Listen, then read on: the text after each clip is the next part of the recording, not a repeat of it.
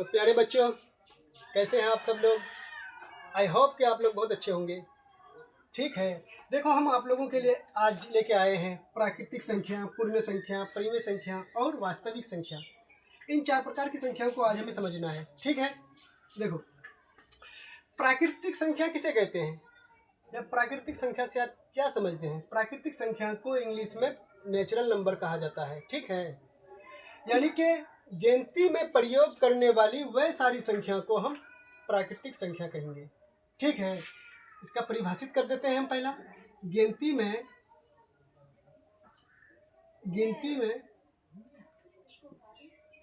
प्रयोग करने वाली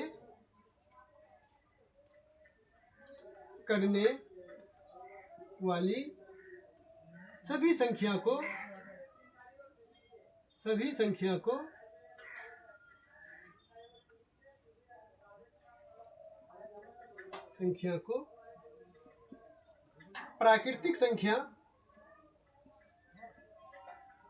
प्राकृतिक संख्या कहते हैं। ठीक, यानी कि गिनती में प्रयोग करने वाली सारी संख्या को हम प्राकृतिक संख्या कहलाएंगे। ठीक है, यह संख्या 1 से स्टार्ट होगा, शुरू होगा। कहाँ से? 1 से। जैसे कि 1, 2, 3, 4, 5, 6, 7, 8, 9, इस प्रकार से अनंत तक सारी संख्या क्या प्राकृतिक संख्या है। आपको शॉर्ट में अगर इसको याद रखना है, समझना है, तो यानी कि 1 से शुरू होकर अनंत तक जाने वाली सारी संख्या को हम प्राकृतिक संख्या कहलाएंगे। ठीक है, आगे चलो। पूर्ण संख्या किसे कहते हैं? पूर्ण संख्या से आप क्या समझते हैं? इसको इंग्लिश में होल नंबर कहा जाता है। क्या कहा जाता है? Whole number. ठीक है, यानी कि 0 से अनंत तक वह सारी धनात्मक संख्या को हम पूर्ण संख्या कहलाएंगे। ठीक है, 0 से, इसको परिभाषित कर देते हैं पहला, 0 से अनंत तक 0 से अनंत तक सारी संख्या, अनंत तक वह सारी धनात्मक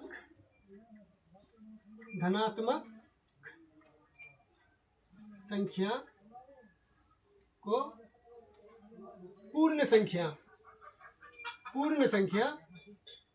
कहलाता है। ठीक, अब पूर्ण संख्या होता क्या है? तो पूर्ण संख्या 0 से स्टार्ट होंगे। जैसे कि 0, 1, 2, 3, 4, 5, 6, 7, 8, 9, इसी प्रकार से अनंत तक सारी संख्या क्या हो जाएंगे? मेरा पूर्ण संख्या। आपको अगर शॉर्ट में इसको याद रखना है, 0 से प्रारंभ होने वाली अनंत तक सारी संख्या को हम पूर्ण संख्या कहलाएंगे। ठीक है, अगर यहाँ से 0 हटा दिया जाए तो ये फिर प्राकृतिक संख्या हो जाएंगे, और फिर 0 रख दिया जाए, इस समूह में अगर 0 रख दिया जाए तो ये पूर्ण संख्या हो जाएंगे मेरा। ठीक है, ठीक, तो आप यहाँ से एक प्रश्न उठता है, क्या सभी प्राकृतिक संख्या पूर्ण संख्या हो सकते हैं? जी बिल्कुल, सभी प्राकृतिक संख्या पूर्ण संख्या है। देखो 1 से स्टार्ट से अनंत तक सारी संख्या पूर्ण है कि नहीं है? यानी कि सभी प्राकृतिक संख्या पूर्ण संख्या होते हैं। और क्या सभी पूर्ण संख्या प्राकृतिक संख्या होंगे? नहीं, ये नहीं हो सकते हैं। क्यों?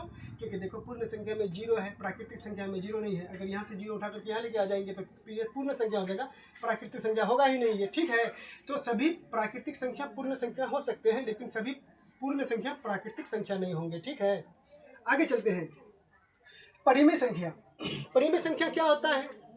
यानी कि इसको अगर हम परिभाषित करना चाहेंगे तो वह संख्या जो P/Q के रूप में लिखा जाता है परिमेय संख्या कहलाता है शॉर्ट में, जहां P और Q एक पूर्णांक हो, Q बराबर नॉट 0, यानी कि Q का वैल्यू 0 नहीं आनी चाहिए, परिमेय संख्या कहलाएंगे। परिभाषित कर देते हैं, परिभाषा के आधार पर हम इसका एग्जाम्पल दे देंगे। ठीक है, यानी कि वह संख्या जो P/Q के रूप में लिखा जाता है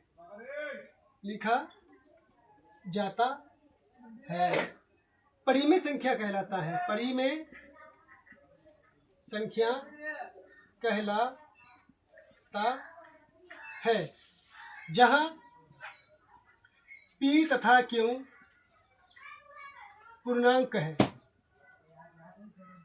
है और q बराबर नॉट जीरो, यानी कि q का वैल्यू आपका जीरो नहीं आना चाहिए, परिमेय संख्या कहलाएंगे। ठीक है, तो परिमेय संख्या जैसे कि 0 एक परिमेय संख्या है, 1 भी एक परिमेय संख्या है, 2 भी परिमेय संख्या है, 5 भी परिमेय संख्या है, 6/7 भी परिमेय संख्या है ना, 3/4 भी परिमेय संख्या है।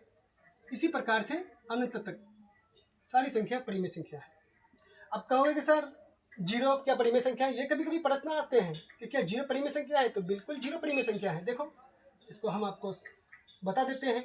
देखो हम लोग एक चीज़ जानते हैं, अगर कोई भी संख्या हो, उसका कोई भिन्न ना हो, सिर्फ अकेले हो वो संख्या, तो उसके नीचे एक छिपा हुआ रहता है बाबू। जैसे कि इसके नीचे कुछ नहीं तो एक है। देखो यहाँ पर क्यों का वैल्यू 1 आ गया ना, जैसे कि हम अभी बताए ना, जो p/q के रूप में लिखा जाता है, तो यहाँ पर p का वैल्यू 0 और q का वैल्यू 1। q का वैल्यू तो 0 नहीं ना आ रहा है, जब 0 आएगा तब ना ये परिमेय संख्या नहीं होगा। जब q का वैल्यू 1 आ रहा है तो ये परिमेय संख्या है। तो 0 एक परिमेय संख्या है, 1 के नीचे भी कुछ नहीं तो 1 है, 2 के नीचे भी कुछ नहीं है तो 1 है। ये सारी संख्या परिमेय संख्या है। 5 के नीचे भी कुछ नहीं है तो 1 है, यानी कि q का वैल्यू 1 आते जा रहा है। ठीक है ना, यानी कि ये सारी संख्या परिमेय संख्या है। ठीक, आगे चलते हैं। अब वास्तविक संख्या क्या होता है? इसको हम रियल नंबर कहते हैं। परिमेय संख्या को हम इंग्लिश में रेशनल नंबर कहते हैं। ठीक है, और वास्तविक संख्या को हम रियल नंबर कहते हैं, है ना। वास्तविक संख्या को हम रियल, इसका परिभाषा किस प्रकार से दीजिएगा? वह सारी संख्या जो संख्या रेखा पर दर्शाया जाता है वास्तविक संख्या कहलाता है। वह सारी संख्या जो संख्या रेखा पर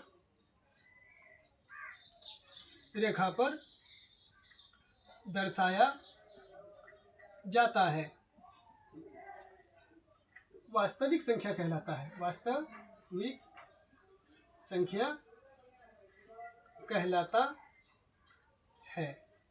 अब एक चीज इसमें देखो, वास्तविक संख्या के समूह में सारी संख्या आ जाते हैं। इसमें ऋणात्मक भी संख्या आते हैं, धनात्मक भी संख्या आते हैं, परिमेय संख्या भी आते हैं, अपरिमेय संख्या भी आते हैं। सारी संख्या वास्तविक संख्या होते हैं, है ना। इन बातों को आपको ध्यान रखना है। वास्तविक संख्या के जो समूह होते हैं, वास्तविक संख्या का जो एग्जाम्पल आप दे सकते हैं, तो कोई भी संख्या को आप दे सकते हैं। सारी संख्या वास्तविक संख्या, जैसे कि 1, 2, -1, -3, है ना। और परिमेय संख्या के अगर रूप में अगर आप देना चाहते हैं तो √2, √3, √5, पाई, ये सारी संख्या जो है अपरिमेय संख्या है लेकिन वास्तविक है। ठीक, अगर आप भिन्नात्मक रूप में अगर देना चाहते हैं तो 5/2, 3/4, ये भी एक वास्तविक संख्या, यानी कि वह सारी संख्या इसके समूह में आ जाते हैं। ठीक है, जैसे कि धनात्मक के रूप में अगर हम देते हैं तो 2, 4, 6, है ना, ये 8, 5, 3, ये सारी संख्या वास्तविक संख्या। ऋणात्मक के रूप में अगर देना चाहेंगे -1, -4, -3, -5। भिन्नात्मक यानी कि भिन्न के रूप में अगर देना चाहेंगे तो 2/3, 5/4, है ना, 6/7। ये सारी संख्या वास्तविक ही संख्या हो रहा है। ठीक है, और अगर हम इसको अपरिमेय के रूप में अगर इसका देना चाहेंगे तो √2, √3, √5, पाई एक अपरिमेय संख्या है ना। ये सारी संख्या क्या है? वास्तविक संख्या का उदाहरण है। ठीक है, तो मुझे उम्मीद है कि आपको समझ में आ गया होगा। अगर समझ में आ गया है तो हमें फॉलो करना बिल्कुल भी ना भूलें। ठीक है।